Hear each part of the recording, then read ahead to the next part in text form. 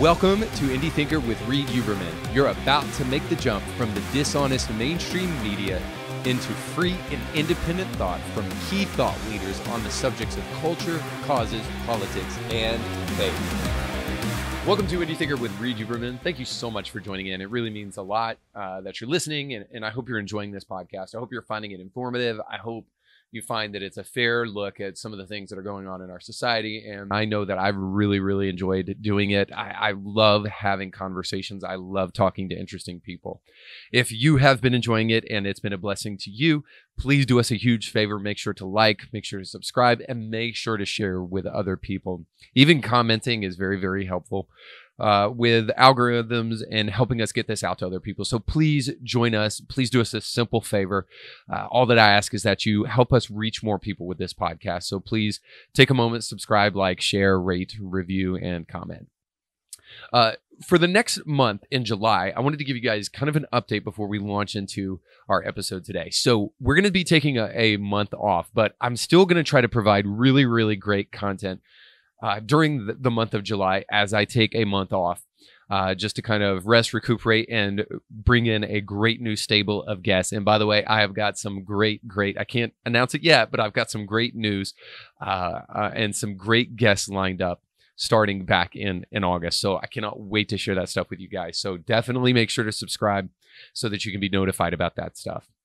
But needless to say, for the month of July, we'll be taking off, but I am going to be providing some really great content in the month of July. So I'm going to be doing the best of episodes throughout the month of July. And so the first week will be a best of political guests, and then we'll have next week the best of culture guests and the best of causes guests, because you probably know at this point, we talk about four things on Indie Thinker: culture, causes, politics, and faith. So we're going to do the best of for the 4 weeks of July that we will not be having the podcast. And then we're going to be doing best of bonus episodes as well. So we'll rehash kind of some of those old bonus episodes, but in a way where you can hear maybe some things that you missed in the past, or maybe just be refreshed about some of the things that we've done in our bonus episodes. And I personally love the bonus episodes. They are really a great opportunity for you to hear directly from me, to hear about current events, and just to hear one person's take on those things, which I think is really valuable, because you can kind of hear what I have to say about it, and then you can think about it for yourself, which is what we're after here at Indie Thinker. So for this week, I hope you enjoy the best of political guests. I think you're really going to like some of the things, especially if you hadn't heard it the first time, that we have to share in these podcasts. But make sure you're following along, because the best of episodes are really going to be a great opportunity for you to hear some cool content and maybe some things that you've missed in the past. So without further ado, thanks so much for joining us, and I hope you enjoy.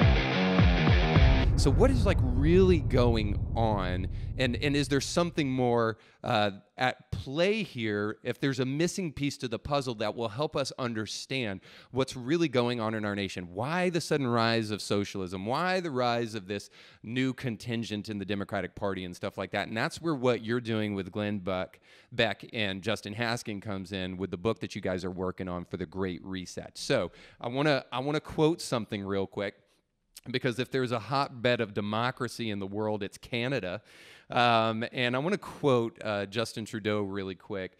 And then I want you to kind of tease out for us, if you can, what the Great Reset is. Because if you ask me, I think this is not just a conspiracy theory. This is something that is actively, whether it's kind of like you said, I think you were very careful, if it's something that's actively being done to try to implement socialism, or if it's something where people are just kind of trying to find a middle ground or something like that to try to help. But one way or the other, it's not going to work, because democracy is the thing, and the capitalist market is the thing that's gotten us in the position that we're in right now, where, whether you like it or not, ideologically, we're more prosperous than we've ever been as a nation. It's absolutely eradicated hunger around the world and all sorts of other things. So needless to say, so here's this quote for what may be happening behind the scenes, and why there's such weirdness with some of the things that we're seeing on the news media. So this is Justin Trudeau, Prime Minister of Canada. He said, "This pandemic has provided an opportunity for a reset.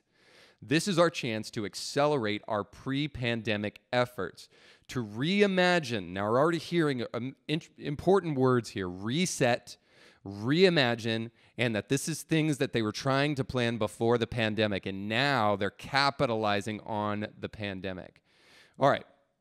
So to reimagine economic systems that actually address global challenges like, now here's some more buzzwords: extreme poverty, inequality, and climate change.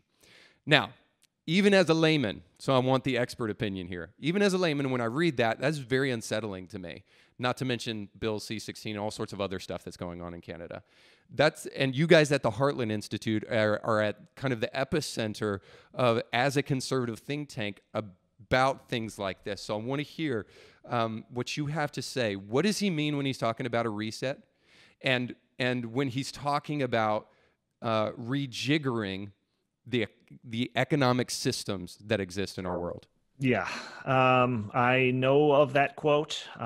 It was actually the thing that caused the Great Reset to finally start trending on Twitter, and it really turned conservative sites on it.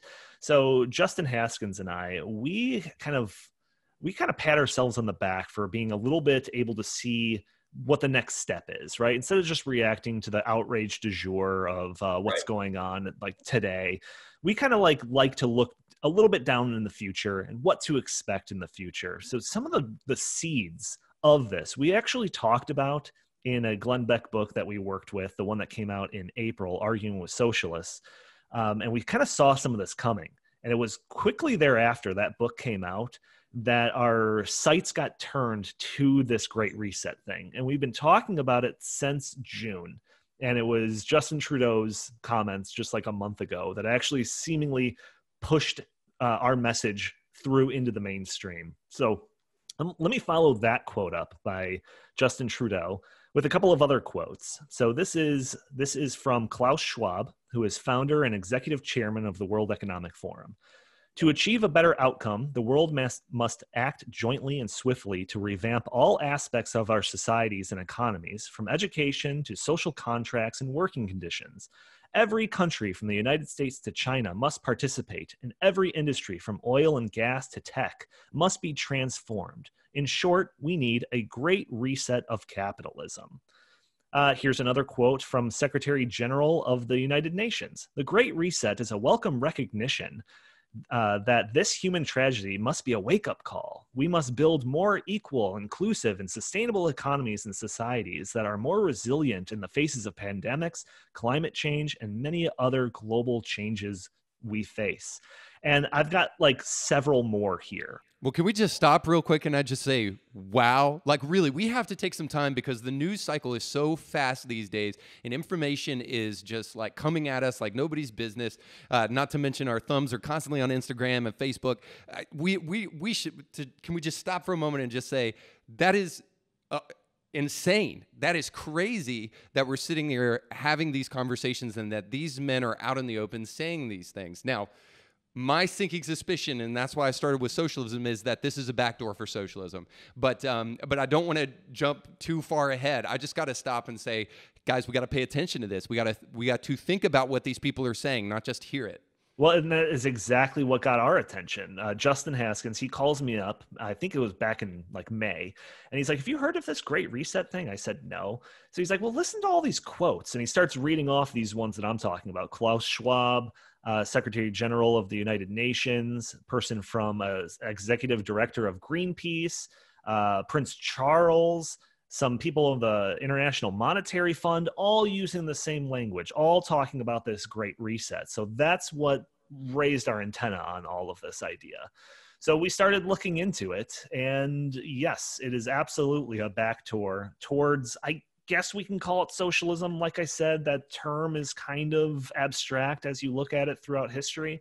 But it's no doubt they're not underselling it. This is a kind of a globalist plan to overhaul the way the economy and in turn society acts, how it's structured. But yeah, they use all of these different, buzzwords, I think you called them. Instead of talking about socialism, they talk about shareholder capitalism. Instead of talking about government spending, they talk about investments. Instead of talking about government mandates, they talk about private sector involvement. So all of these things, when you dig into it and you actually sift through their plans and their literature, these statements are not underselling it. It really is an overhaul of how society operates. And you mentioned my podcast, in the Tank podcast, we cover public policy. So I can get into some of like the details of this stuff and really show you what their plan is to how to manipulate the economy and society. And it's pretty astonishing when you get into it. But there is no doubt like how alarming it is. The amount of people that are in on this, seemingly talking from the same playbook. I mean, you even have, and I can get into this as well, Joe Biden saying some of these same things, John Kerry saying some of these same things, Al Gore saying some of these same things. So yeah, it's absolutely something that we have to pay attention to.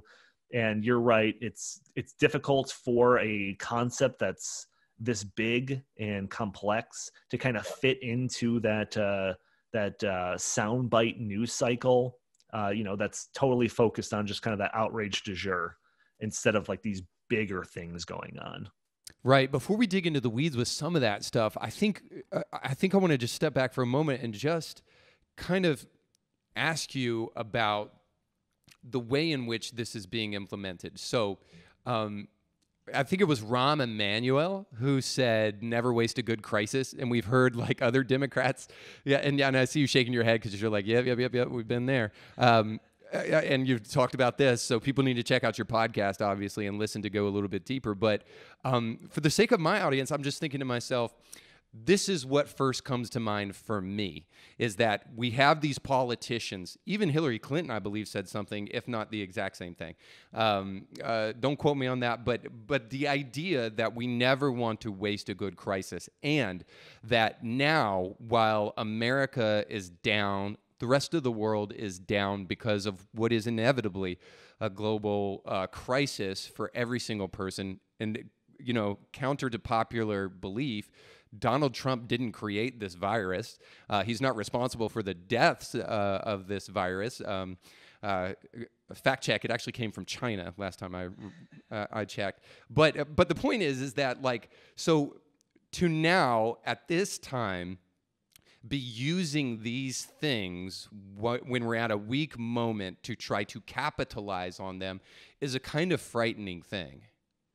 Yeah, no doubt. I mean, this is the COVID-19 pandemic, the lockdowns associated with it, the crippling of the economy due to the lockdowns, not necessarily the disease itself, but the government's response to the disease has definitely opened the door to this type of radical restructuring of the way that our economy works. And I actually think that this is something that they've been going for a while. And instead of COVID, which obviously just came up in the last year or so, they were trying to use climate change as their justification for an overhaul of how the economy runs. Right. And that was kind of proven by the concept of the Green New Deal. And, I'm in this, this industry, that talks about, public policy nonstop. So the Green New Deal is super familiar to me. Not sure it's super familiar to you and your listeners here, but that is the AOC proposed legislation, $95 trillion plan over 10 years to take us away from all natural gas and fossil fuels, and instead. Yeah, and clean burning nuclear energy. Right.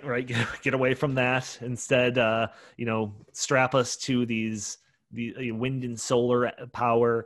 But then it also included things like universal healthcare, jobs guarantees, free college, pretty much anything under the liberal wish list. Right. And I always was confused by that, because it was like, if you were really sounding the alarm on the world's coming to an end and we have to stop it at all costs, why would you spend 1 second or 1 penny trying to get something like universal healthcare? Yeah. Right? It seems like we have bigger fish to fry than trying to bog down the debate with those types of things. But what was revealed during all of that, I believe it was AOC's, Alexandria Ocasio-Cortez's, like secretary of something.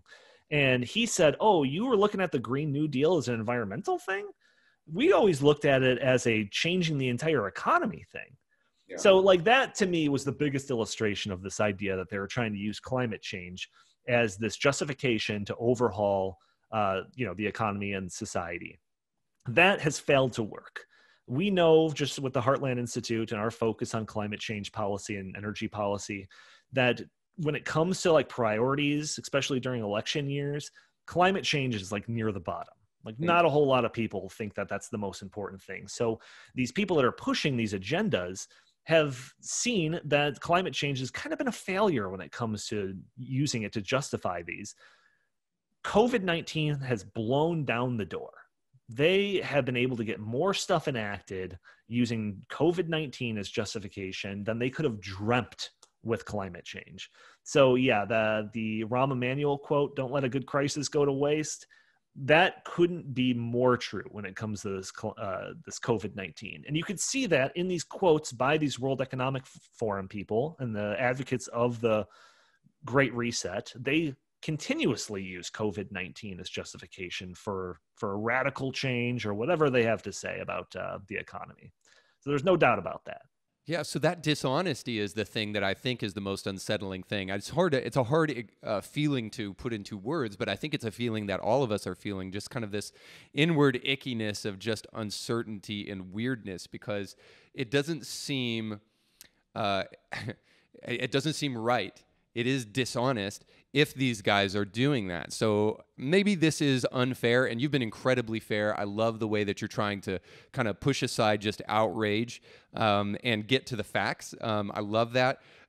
So maybe it's unfair to try to question the motives of somebody because that's maybe something that we can't really know. But when we have a dishonest tactic being used in order to try to do something that they say is good, it leaves you wondering, is there more to the story than what we're seeing? Do you know what I'm saying? Because so like the thing is that like, okay, so you're using ecology and you're using global warming as a way of just kind of trying to get across some policy ideas. But those policy ideas, they're benign, they're for the betterment of the people, and we're just trying to do the best thing that we possibly can at any cost. But that's an unsettling thing to do. Yeah, I mean, no doubt. I mean, think about if the Green New Deal were to pass, and Right. this idea of like a federal program for free college was passed because of the threat of climate change.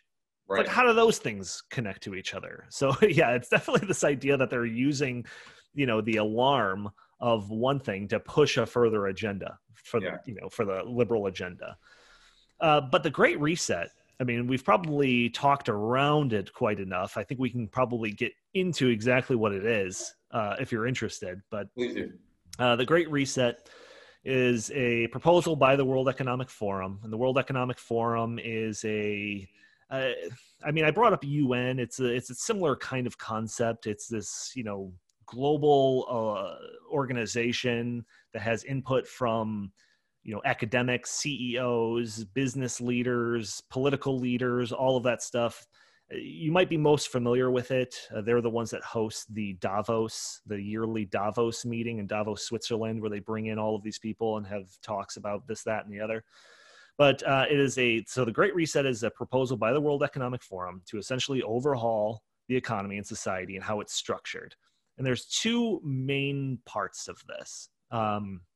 The first part is they want to create a massive global network of social programs. So this is like the Green New Deal, the jobs guarantee, universal health care, everything on the progressive wish list.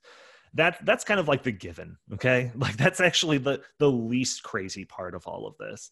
The larger part, in my opinion, is their plan to kind of create change how corporations operate. And the biggest thing, and this might be where I'm getting into the weeds a little bit, but they have this concept of ESG scores. So this is environmental, social, and governance standards. This is a concept that's been bandied about a lot, especially when it comes to climate change. But the best way to think of it is like the Chinese social credit score. Are you familiar with that? No, but I think I know where you're going. Yeah, so one of these things that was going around probably several months ago was the Chinese social credit score. And that was like the government giving all of its citizens a social credit score that you get points taken off depending on if you broke the laws or caught jaywalking or going on websites that you're not supposed to or anything like that. And depending on your social credit score dictates your level of freedom in that country. Wow, whether or okay. not you can like buy. And this is actively being done in China. Absolutely. Yeah. Wow. They've got a couple of different pilot programs, but it's specifically big in the western portion of the country where China has a problem with the Muslim Uyghur population. I mean, that's a whole nother topic. We're talking about labor camps and all of that. Yeah. But yeah, it's basically trying to use these metrics to give a score to citizens. This ESG thing is like a Chinese social credit score, but for businesses. So they would, and the World Economic Forum actually has this plan of what this ESG metrics would be already on their website. We've looked through it in length on one of our podcast episodes. But basically, instead of businesses being judged on profit or whether or not they provide a good or service at a reasonable cost to consumers that like that product, instead of being judged on those standard free market principles, they would get a ESG score based on gender and race composition of their governing boards, greenhouse gas emissions, ecological sensitivity of their supply chains, workforce diversity, gender pay equality, community investment, total number and rate of new employee hires during the reported period by age group, gender, and region, and literally dozens, if not 100 other metrics just like this. And then these businesses, depending on how they score on all of these different metrics, they have an ESG score that gives them more or greater accessibility to different investments, government funds, anything like that. So instead of a business being judged based on how good of a business it is, it's being judged based on how good it does with these social justice causes and climate change things. So that's kind of the heart of this. So instead of like the individual consumer being the driver of the economy, it's instead this elite board of people that are constructing what these ESG scores are composed of. It's a total separation of free market towards something that, to me, resembles more of a 21st century socialism that's being judged by some board of elites. Right. That's what the Great Reset is. Wow.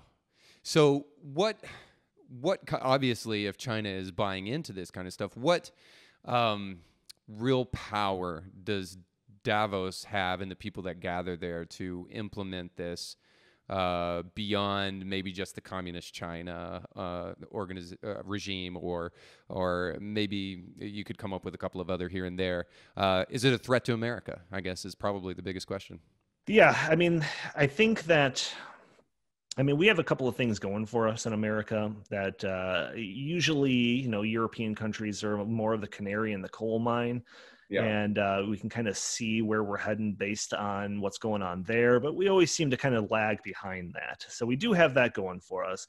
However, the thing about this, especially because of the World Economic Forum and how it's kind of positioned itself, it has buy-in from major U.S. corporations, specifically like MasterCard, Microsoft, all are buying into this Great Reset, this ESG structure of judging businesses.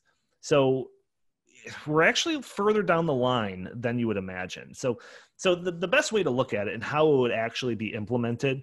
So this comes from a World Economic Forum article. It says, the second component of the Great Reset agenda would ensure that investments advance shared goals, such as equality and sustainability. Here, the large-scale spending programs that many governments are implementing represent a major opportunity for progress. So then the author lists off a bunch of like these expensive recovery plans, COVID recovery plans that are going on in a number of different countries. Rather than using these funds, as well as investments from private entities and pension funds, to fill the cracks of the old system, we should use them to create a new one that is more resilient, equitable, and sustainable in the long run. This means, for example, building green urban infrastructure and creating incentives for industries to improve their track record on environmental, social, and governance metrics.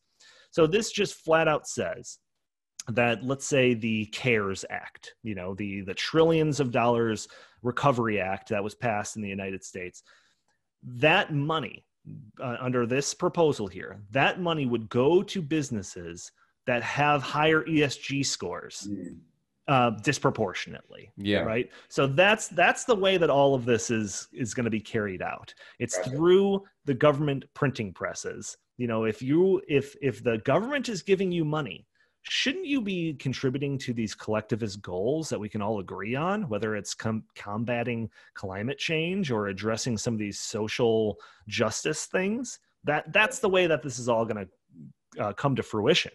And like I said, with the Green New Deal, I mean, that failed miserably. They did not get that passed, right? Because, again, climate change isn't highly ranking when it comes to priorities on people's lists. We're not that ridiculous yet. But COVID-19 did blow open that door.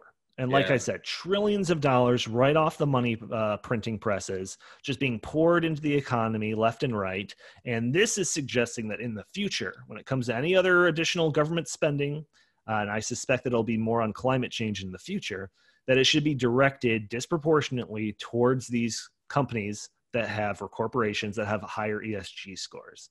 Yeah. So this is the way that they're going to try to control society moving forward. It's by, when you've got trillions of dollars being poured into the economy by the government, suddenly the government becomes the most important customer to these corporations.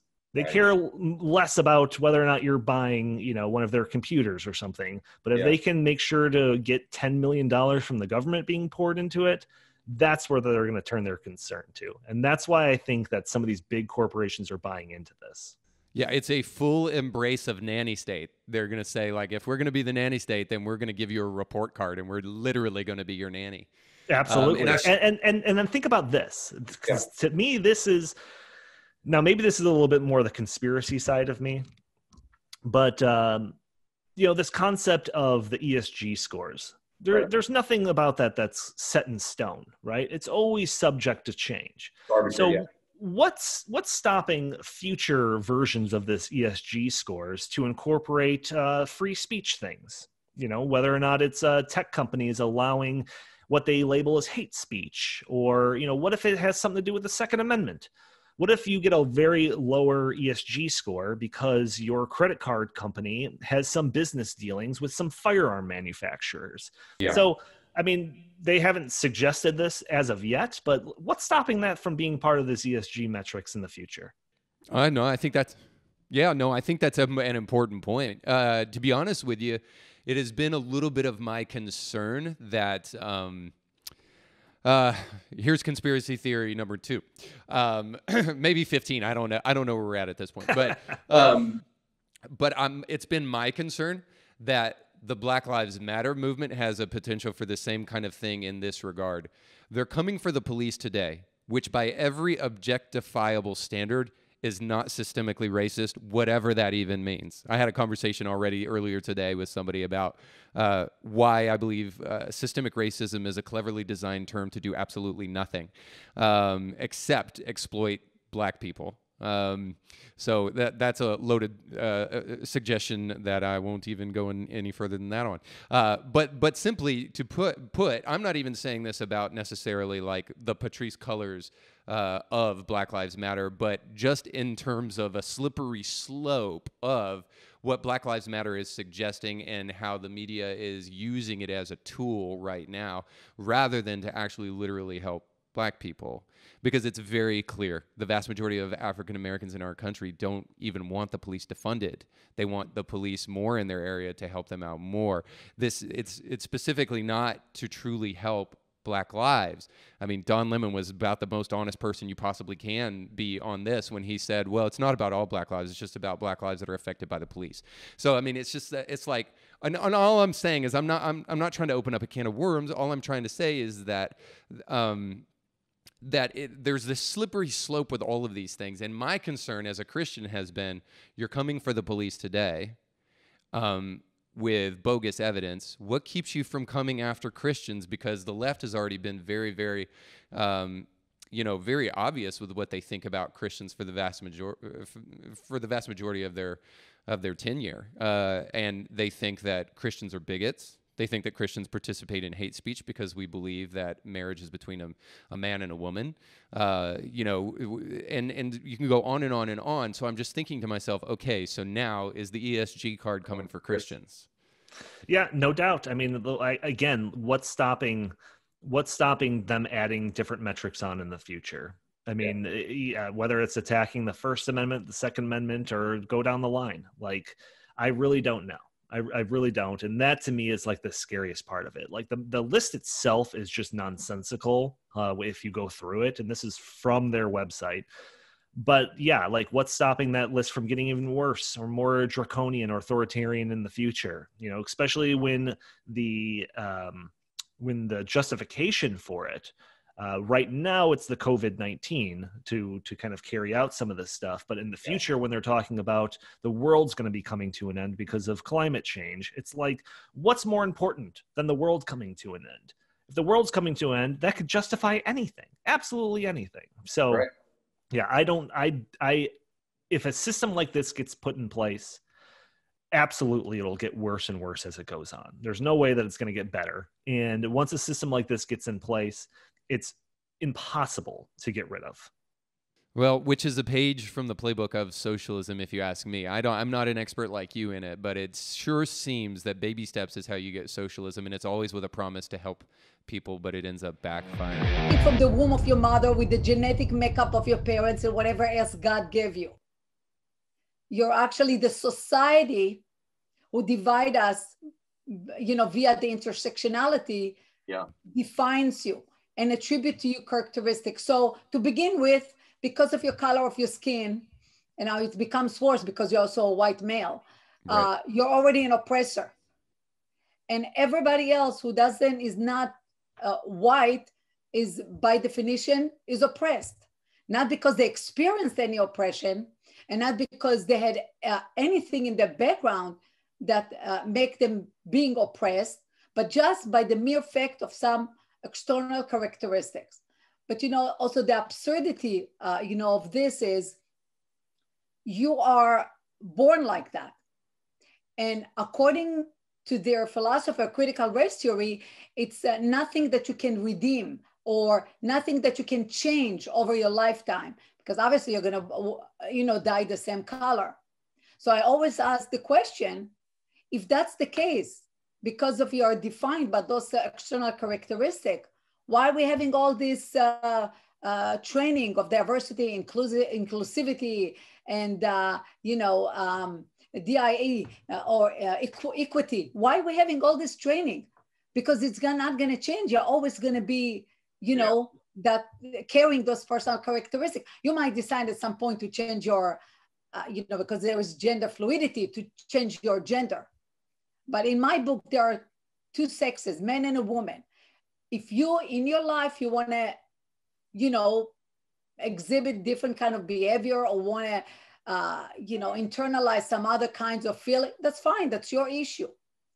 The problem is that you're coming with all this package and dumping it on little kids, very little kids, and brainwashing them to believe things that are not, it's impossible for an adult to understand. All of a sudden, the kid, go to school and they tell him, you know what?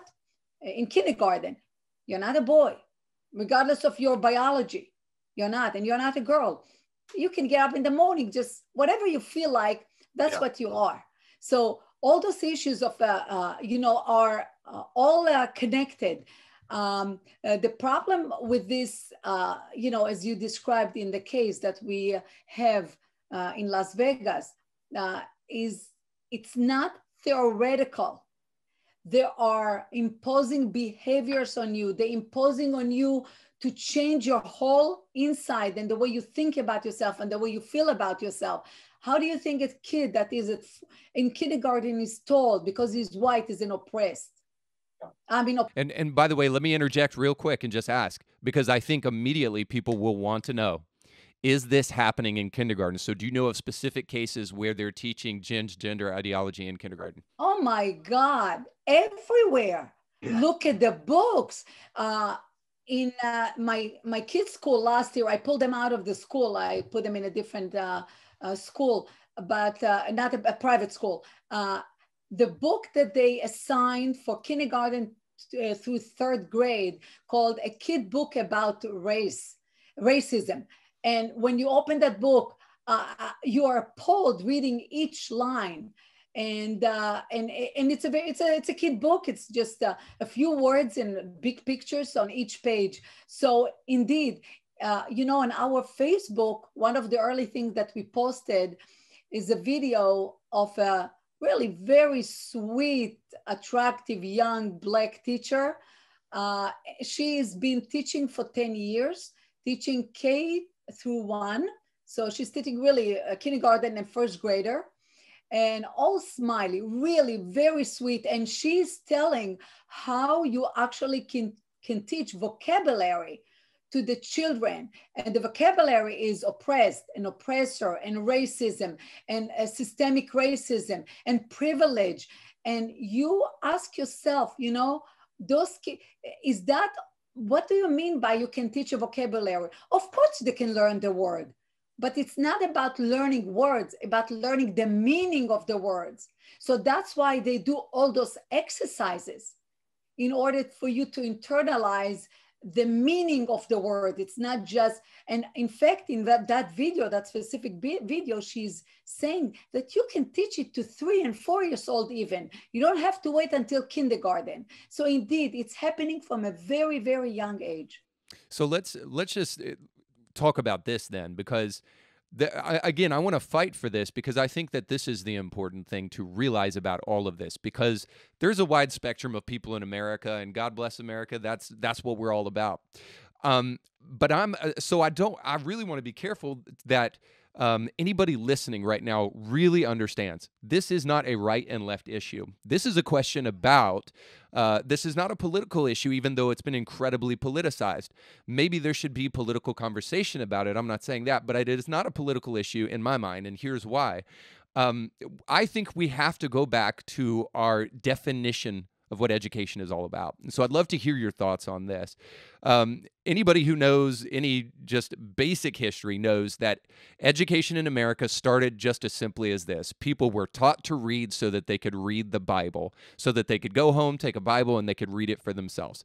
Now, thankfully, it's evolved beyond that, and education has taken on new disciplines, and we're all the better for that. But something else has happened as education has evolved. And I saw this on scholastic.com. I saw this on the Bill and Melinda Gates Foundation, as well as study.com, that the definition for education has evolved to the point where now the educational world thinks it's their role to help create good citizens. Now, that may sound innocent enough, but the reality is I think that ultimately what they're talking about there and what we're seeing is that now the education system and the public education system is creating morality. Now, that was typically resigned to the church, and I think that that's permissible because it is the parents' decision whether or not they take their kids to church. But ultimately, I think it goes even back to a more basic tenet, which is this: is that parents are the ones who are uniquely qualified to teach their kids morality, not the education system. Now, I know why the education system did it, probably because parents were not doing it. They were not fulfilling their role of helping their kids become better citizens. But I still think the problem exists, is that education professionals, teachers, are not uniquely qualified as parents are to help their kids become moral, thinking, good human beings. That is the role of the nuclear family, which, by the way, I think is so very interesting that that they're calling the idea of the nuclear family a white supremacist idea, and something that, even though BLM has taken it off their website because they got a bunch of heat for it, still something they believe in, the destruction of the nuclear family. The traditional family. Yeah. So what is your take on the education system, what it's really supposed to be doing instead of what it is presently doing? I have no problem with the issue of developing a good citizen or whatever they define it. You know what the problem is? Is how they define it and whose role to do what. It's the same with, we are all for equity. We are all for diversity. We're all for inclusivity, but according to their dictionary, it's literally the opposite meaning. They talk about being anti-racist, but they're actually racist. Yeah. What Martin Luther King Jr. talked about is anti-racism. What the teacher unions today and the BLM and all those people on that side of the argument is bringing to our school is actually racism. They call it anti-racism, but it's actually racism. Yeah. They hijack the dictionary, they redefine the word. So it's again with what does it mean to be a good citizen? According to their definition, which usually it's the opposite of what good citizen means. So here we have to be really very specific and look at the details, not be caught up with the title. Indeed, in 1979, the Department of Education was created. When it was created, if you look back and look at what it's written specifically in that act, it says that the primary responsibility for educating the children is the parents. It says the parents have the primary responsibility for the education of the children, and the state and localities have the responsibility to support the parents in that role. What's happening today is totally the opposite. The school have been hijacked. Our kids have been literally kidnapped, and they are a captive audience in those schools. The parents, indeed, you said it in one of your statements, for many different reasons, and we can get into some of them. But parents almost like withdrew. I'm not saying all, because there are parents who do homeschooling and parents that are involved, but to a large extent, there was such a big trust in the schools, in the teachers, that they have the best interests of our kids, that trust actually let us pull back and not be involved enough. And what you have seen usually in schools, the parents' kind of involvement in school is fundraising for the school, doing social events like the social dancing, events for the kids, or doing this sale of gift paper wrapping for Christmas and cards. That's what the involvement of parents, was reduced to. And now when parents started realizing of what's happening in the school, much of it thanks to the Zoom calls, which was imposed on all of us through the COVID-19 restrictions, they've been horrified. But again, here, the school, the teachers union barged into a very much open door and has been transforming our school gradually as parents has been really sitting back and realizing that, now that it's almost like a total transformation. However, that's really, if I look at what our really goal, the primary goal, and I said it in our documents, is to get parents back into getting involved with the education of their children. They can no longer, the trust has been broken. The parents' trust in the school and the school system has been broken. And in fact, you said that you are conservative. In fact, what has been happening in school boards, those are the entities that make the decision about the curriculum that are eventually, being implemented in school.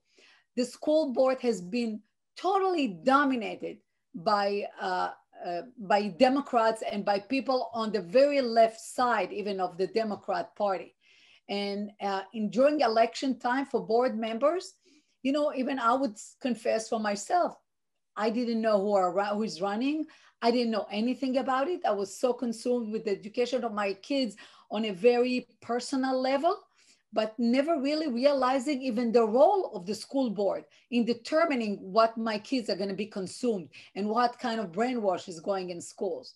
So that's where, as I said, parents have not been taking the role. And that's what I'm doing in my movement, trying to mobilize and empower parents and teach them how to get involved, how to get, get control back of what the kids are being taught. Remember, we are the taxpayers. It's our money. It's the absurdity is taking our money and turning our kids against us.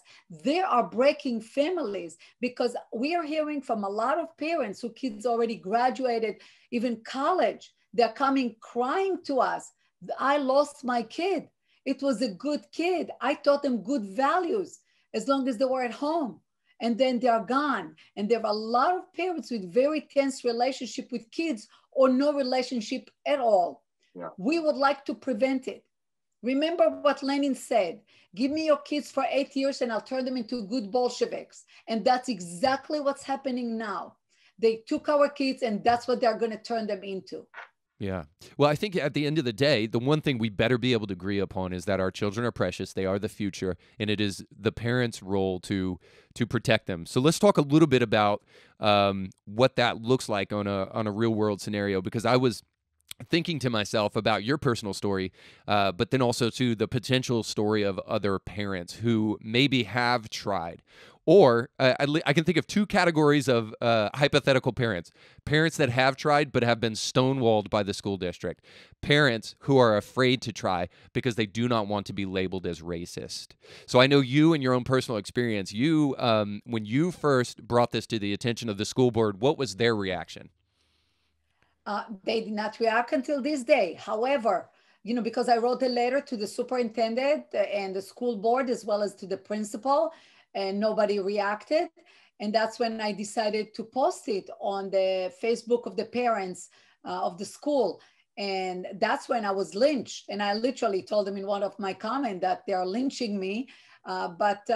So explain that. What do you mean by lynching? What happened? The calling names, racist, bigot, how dare you, not in our school, and remove me right away from, take it down. I mean, they were like indeed it was taken down after, maybe a dozen or so parents were ostracizing me with all those beautiful comments. At the same time, this was the public lynching. At the same time, I was getting a lot of private messages with incredible support.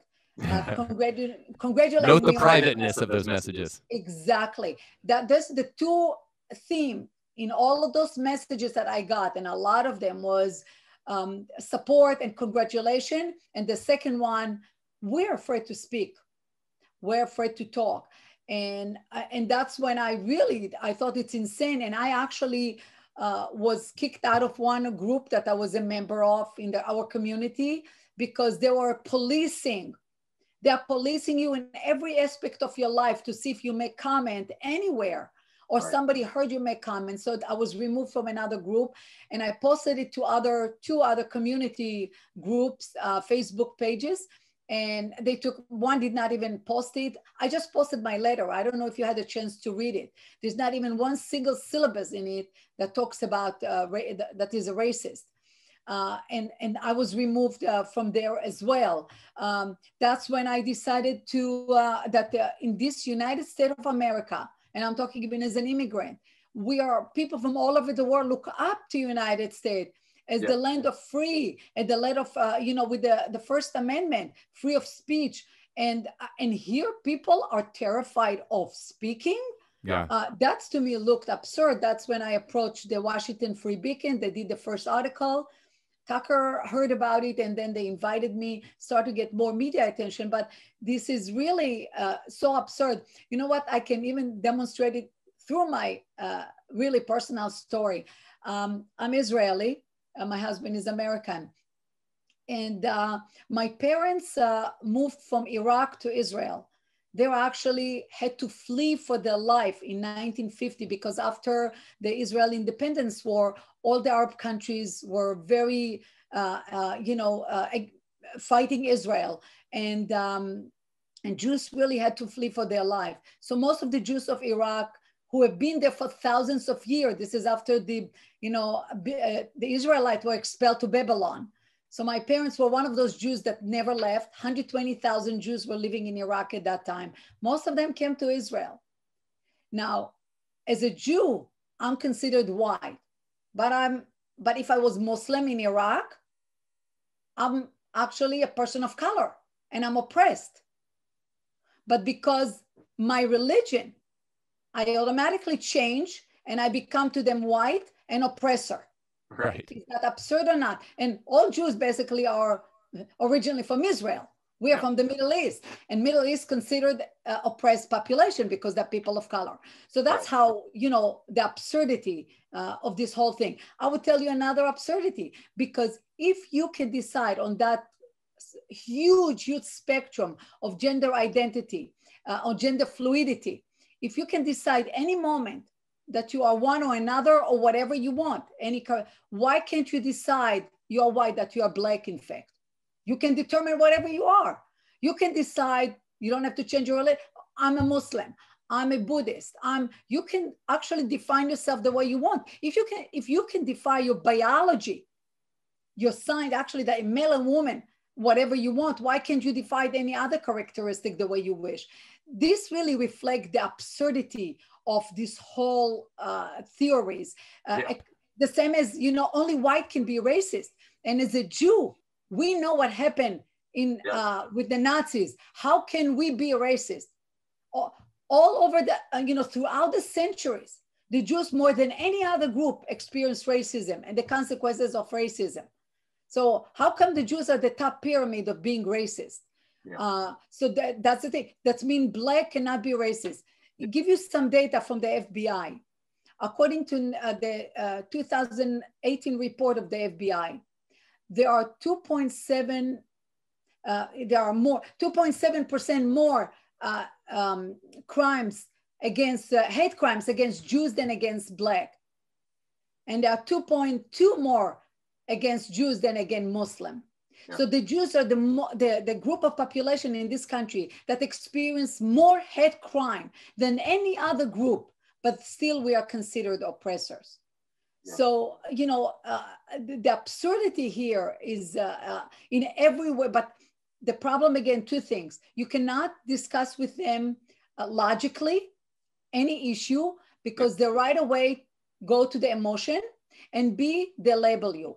And if there is concern for me, is for us, people on our side, why are we afraid of being called racist? We know they hijack those words. I don't care when they call me racist, so what? Look at yourself in the mirror. Think about yourself. Are you racist? So they call you racist. They will call you thief. They will call you murderer. Did you murder anybody? You didn't. So what do you care if they call you murder? Why do you care about how they label you? You know what they are. So that's why I'm telling parents, don't be afraid.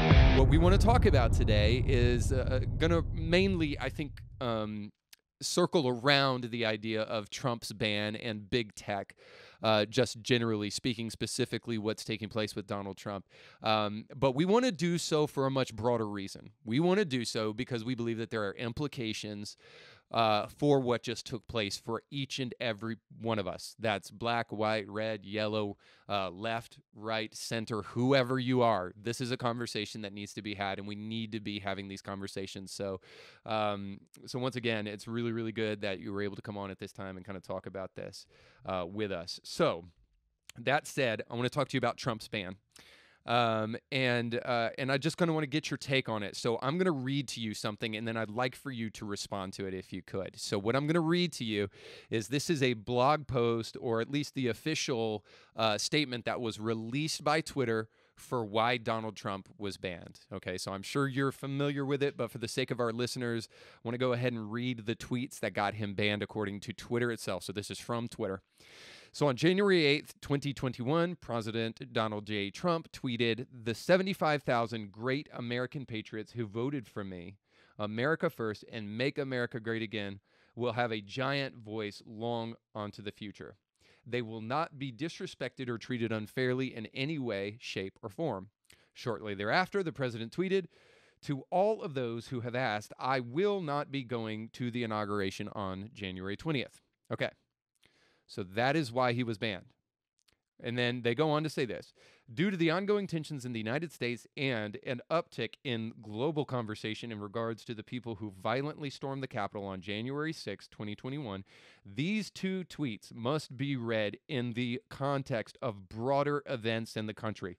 So I want to first of all talk about that assertion, that it should be read in broader context, and the ways in which the president's statements can be mobilized by different audiences. Then I want to talk to you about that statement, including to incite violence, as well as the context of the pattern of behavior from this account in recent weeks after assessing the language in these tweets against our glorification of violence policy. We have determined that these tweets are in violation of the glorification of violence policy, and the user @RealDonaldTrump should be immediately, permanently suspended from the service. Okay. I know I'm going to ask you to do something that may not be fair, but I'm going to ask you to put yourself in Twitter's shoes, at least from the perspective of their own assertion. Did Donald Trump break their policy? I don't know. Can you read all that again? That was a lot to absorb. Yeah. In fact, we could probably spend the entire hour reading the entire terms of service of Twitter, which are completely incomprehensible by design. So maybe not a fair question, but... Right. But look, of all the things that Donald Trump has said on Twitter, that barely moves the needle. That might be a 2 on a 1 to 10 scale as far as, getting close to the line of violating terms of service or saying something, alarming or frankly dangerous. It's obvious that Twitter, it's kind of like getting an Oscar for a Lifetime Achievement Award, like Al Pacino, right? He got an Oscar, I think, for Son of a Woman. No, that's Cuomo. Cuomo is Al Pacino. That's right. That's right. And so, yeah, I think Trump basically got a Lifetime Achievement Award ban from Twitter. It's obvious that that the things that he had said there on Twitter are not even among the most alarming or quote unquote dangerous or unsafe things that Donald Trump's ever said on Twitter. It's because, I think they've wanted to do this for a long time. And, we are kind of on a knife's edge right now in this country with our nerves. And, so I'm not surprised by it at all, but it's actually not a very good thing when the president of the United States is banned from one of the largest social media platforms in the world, in which he has used it to communicate directly with the people. I think that's quite troubling. Yeah.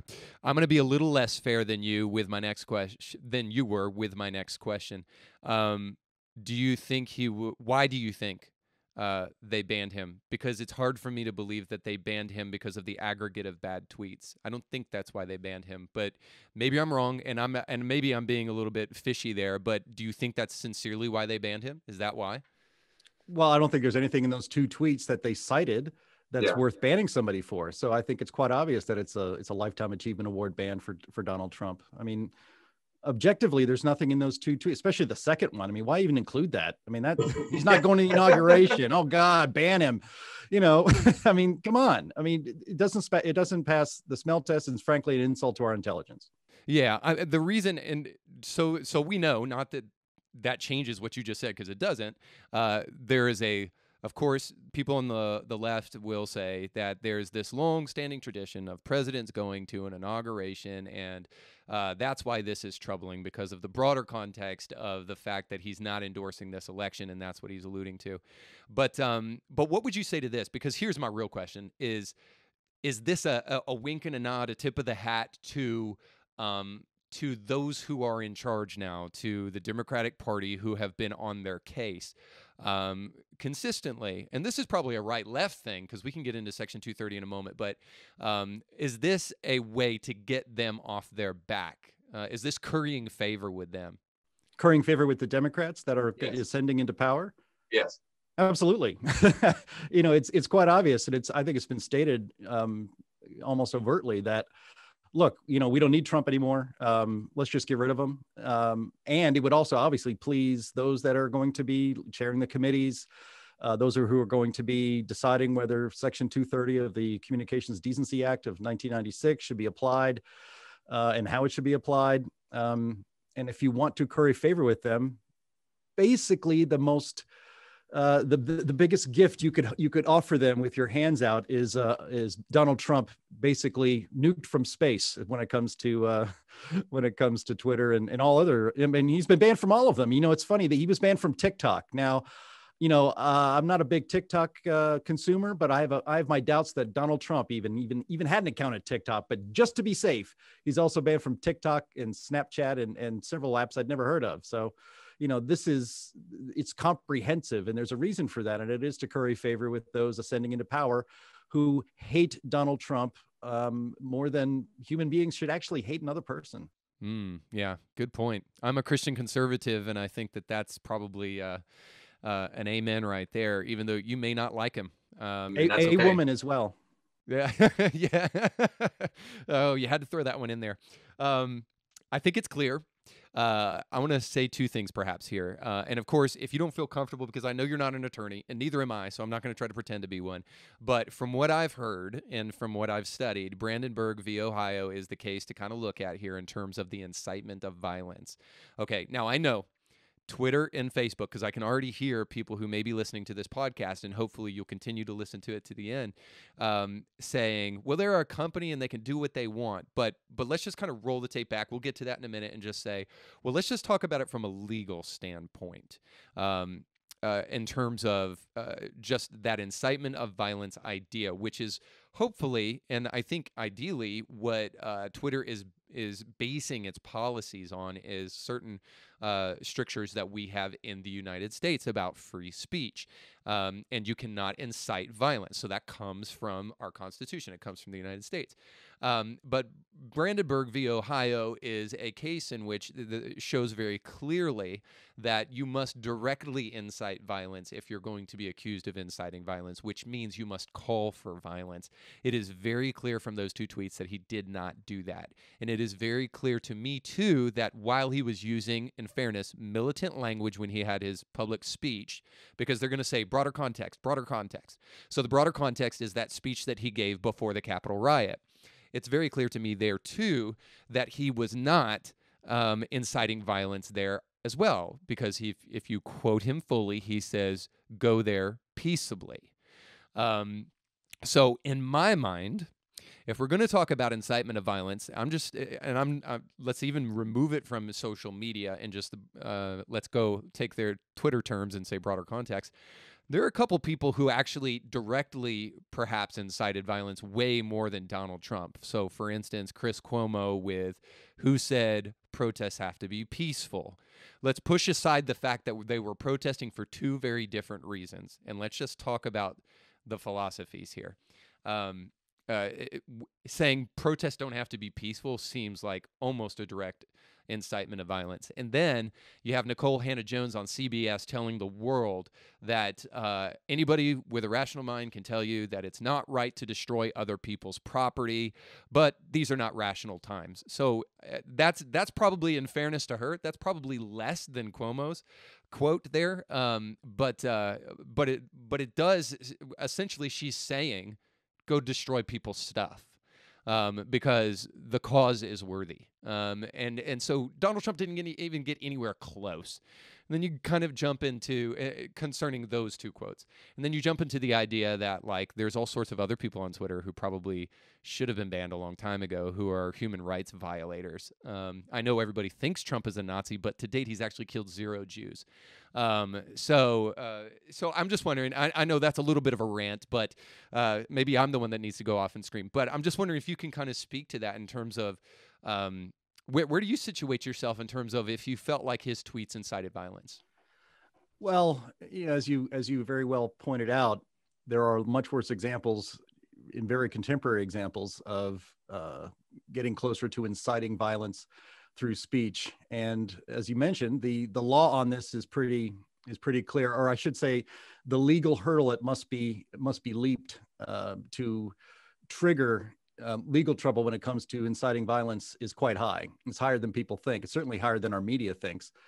You know, Barack Obama, you know, there's a long-standing use of martial rhetoric when it comes to our politics. I'm going to fight for you. We're going to fight, this is a war, the culture wars and all this stuff. Those things are used all the time. Actually, as you were talking, I was remembering, if you might remember, Sarah Palin had a Facebook ad that had targets over districts in the state of Arizona.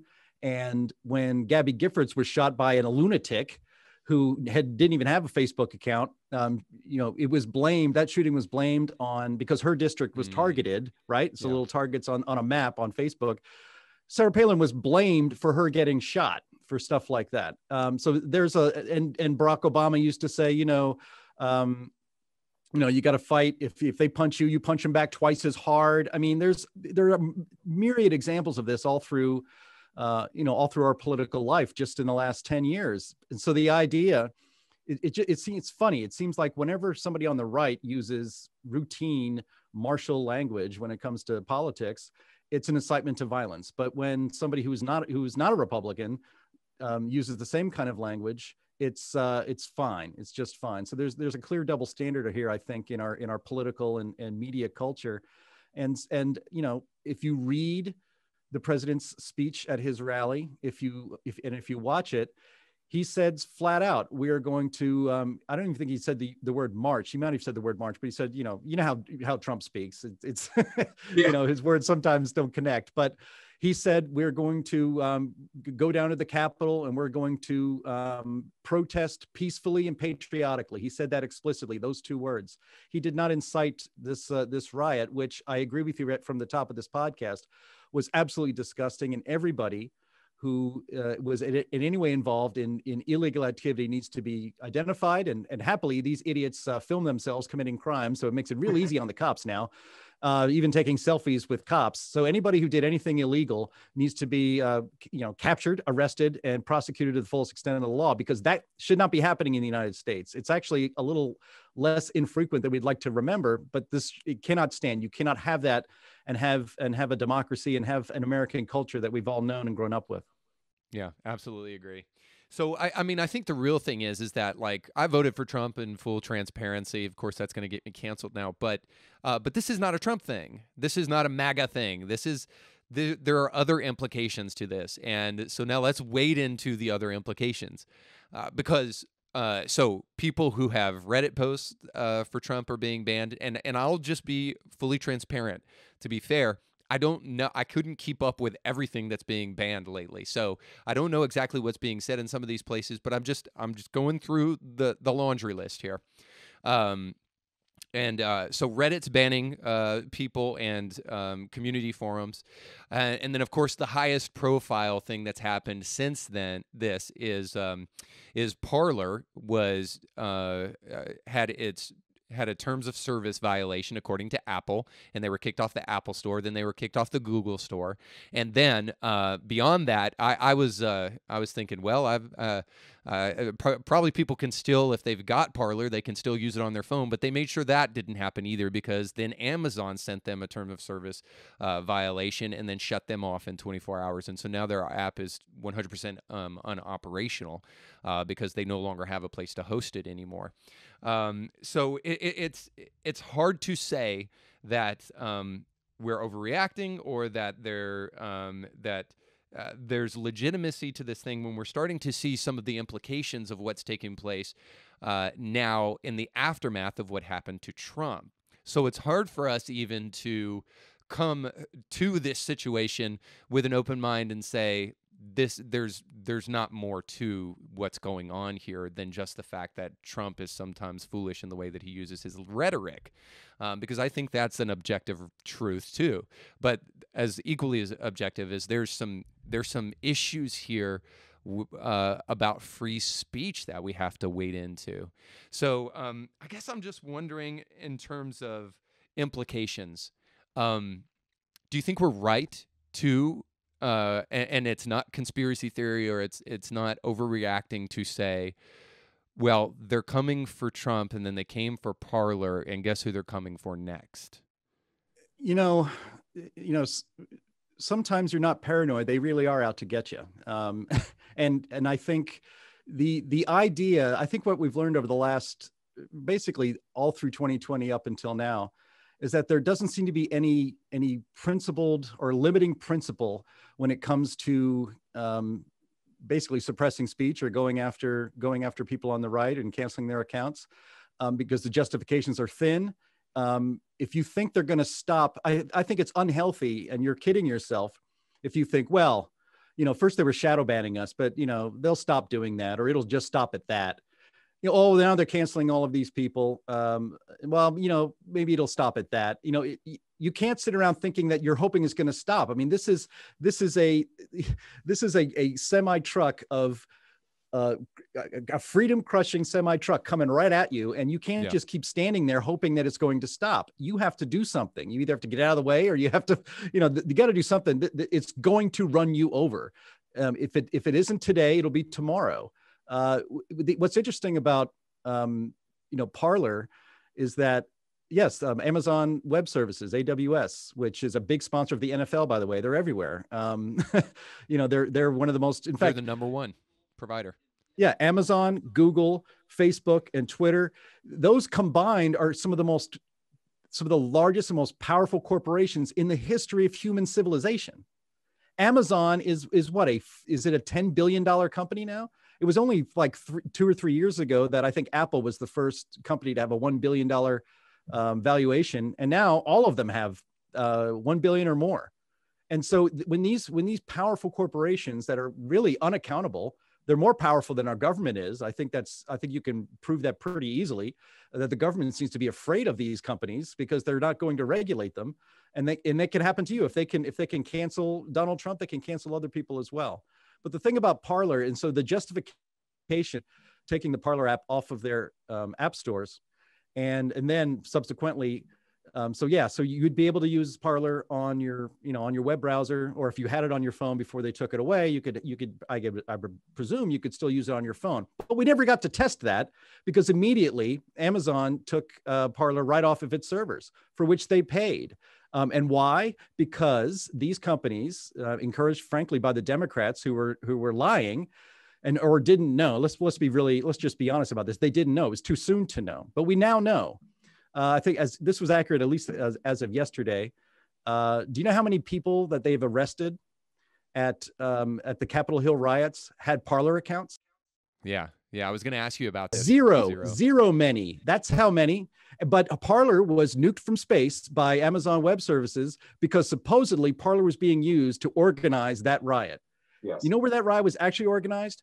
Facebook. Facebook was probably the most common way for these people to communicate and get together. In fact, Antifa has been using Facebook for years to organize at least all of last year, to organize all of the riots they have carried out all through the summer in cities all across America.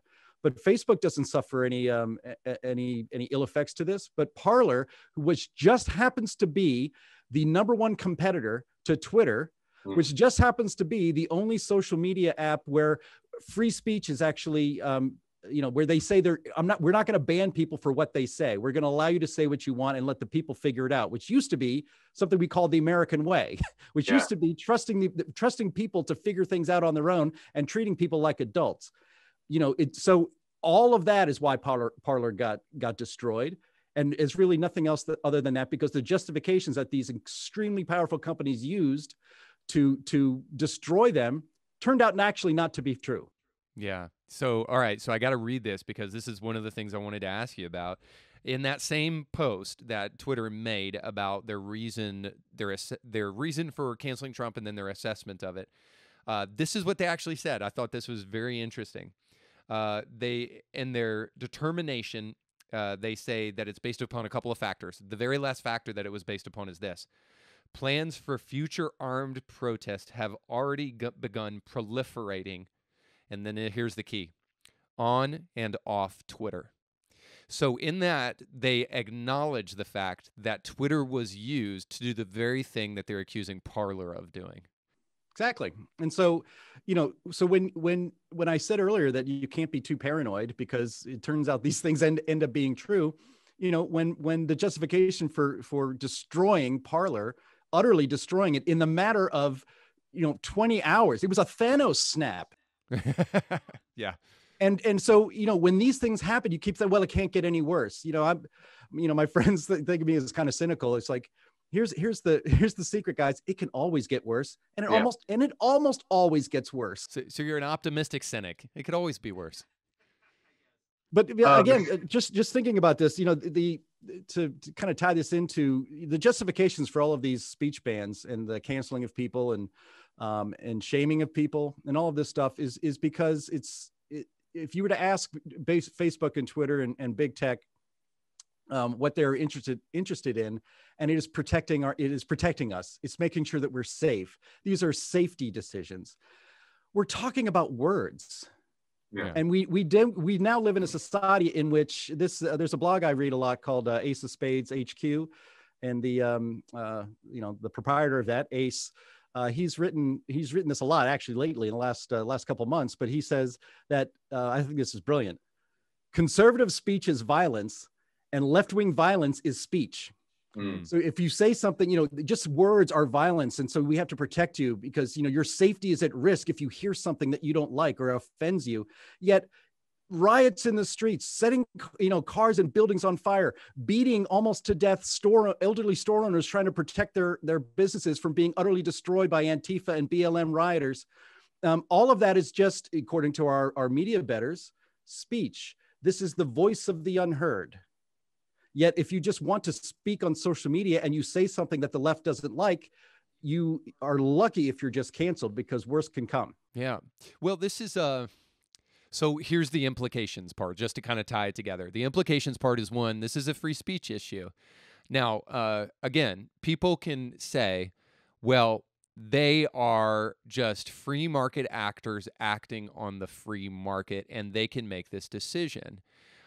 However, you already spoke to the fact that some of these companies are bigger than countries. You know, you think about Amazon being a $10 billion company. They make more money than multiple nations put together. And they certainly have a ton of power. Which is where I gotta bring this up. I want to talk about the free market in just a moment, and that assertion that this is just a free market decision, and they're entitled to make that as a free market company, as a free market actor.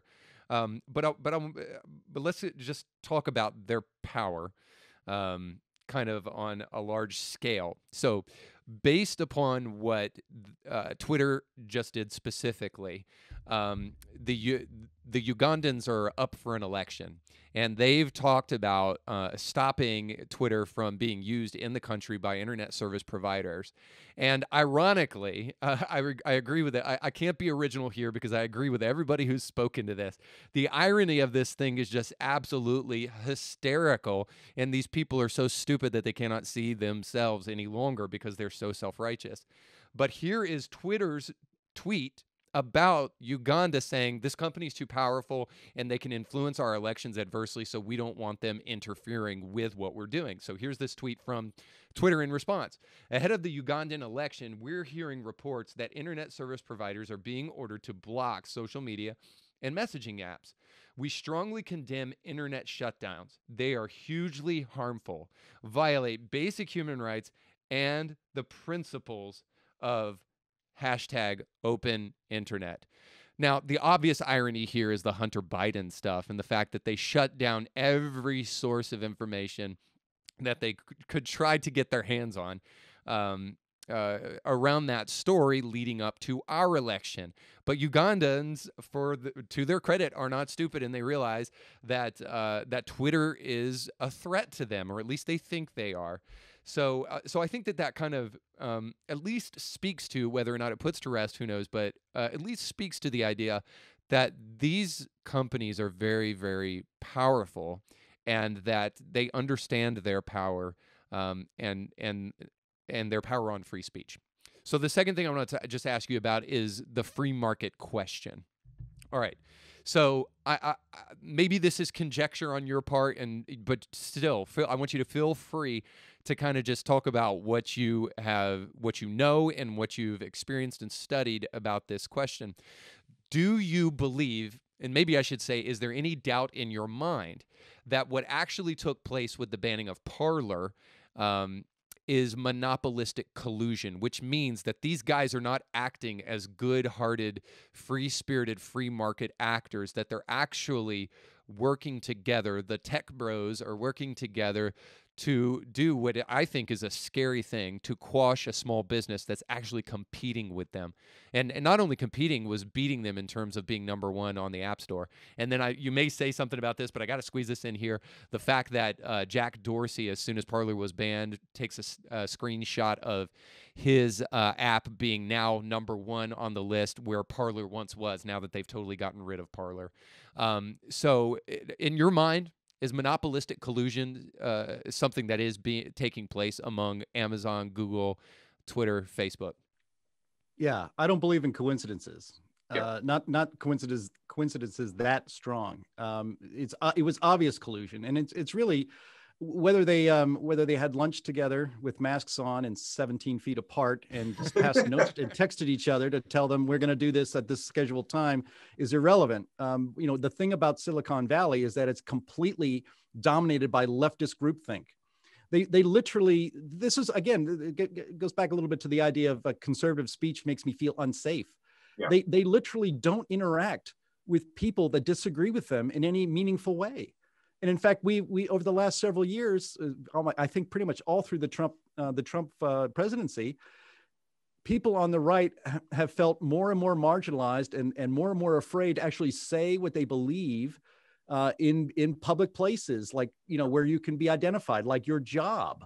It's become dangerous to say you support President Trump, to say that you think he's been a good president, to express conservative and libertarian ideas, because it is against, especially if you're in Silicon Valley, you're against, you're going very much against the grain. It's a groupthink mentality. So whether or not they actively colluded with each other, the fact that all of them basically smashed Parler at the same time and crushed it. It was like literally 12 hours before they were alive and kicking and doing well. 12 hours later, they are completely obliterated. That is not, that was on purpose. And it was coordinated either by, a mob mentality of the big tech people, or, they all kind of knew they were going to do it. They had to do it. And I think they were basically waiting for the coast to be clear, as we discussed earlier in here. It's like, are they doing this to curry favor with the Democrats? That's part of it. But the other part of it is that they don't fear Trump anymore. They don't fear any backlash or any ramifications for this grave abuse of their immense power over people's ability to communicate freely. The thing is, these companies, especially the social media giants, exist only because of special exemptions in the law that they've been granted by the federal government. And we'll get into that maybe a little more detail later, but that is the so-called Section 230. They would not be able to exist without the Section 230 freeing them from any liability for what people use or what people say on their platforms, right? And so if they didn't have that, if they were held liable for everything anybody might say on their platform, they would, you can't have that. The business plan doesn't work. But that is only if they become an open platform and have, good faith, reasonable terms of service on, and really only police speech when it is egregiously bad, when it does actually get over the hurdle of actually inciting violence. But they've not done that now. They've become publishers, so they get to enjoy being a publisher and also enjoy never being sued by anyone for what's said on their thing, as if they're a platform. They're having it both ways, and they really need to just pick one.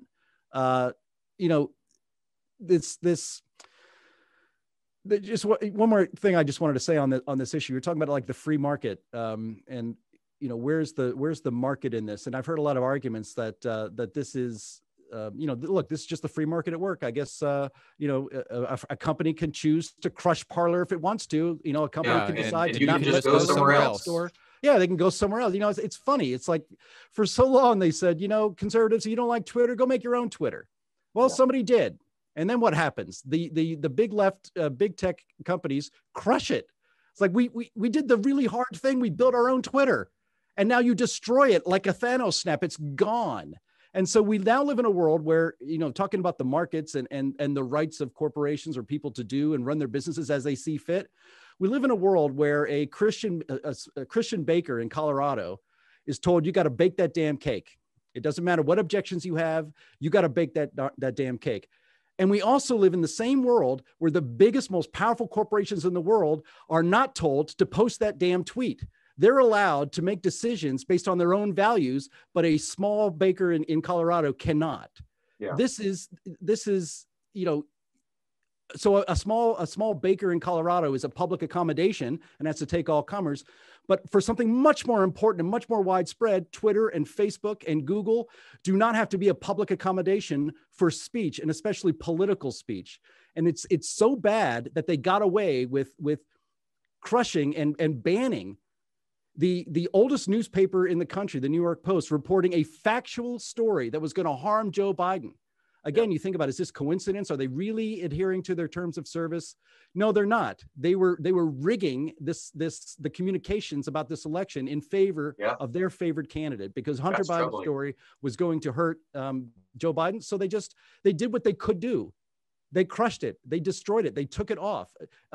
People didn't know about it. You and I do, because we are conservatives and we travel in conservative circles and we read conservative blogs and we follow conservative people on Twitter and other social media. So we knew about that story, but the vast majority of the public did not. And it might have affected their vote, but we'll never know because they didn't. Our thanks again to our guests for being on the show today. Indie Thinker with Reed Uberman was brought to you by our sponsors. If you like what you heard today, please do us a big favor and give it a 5-star review and like it and share it with friends. And if you want to hear more awesome guests, make sure to check out past episodes. Indie Thinker is a nonprofit paid for by our sponsors and the generous gifts of people like you. In order to hear more great guests like you did today, please consider giving a tax-deductible gift by going to indiethinker.org. And just remember, your voice matters, but infinitely more when you think for yourself.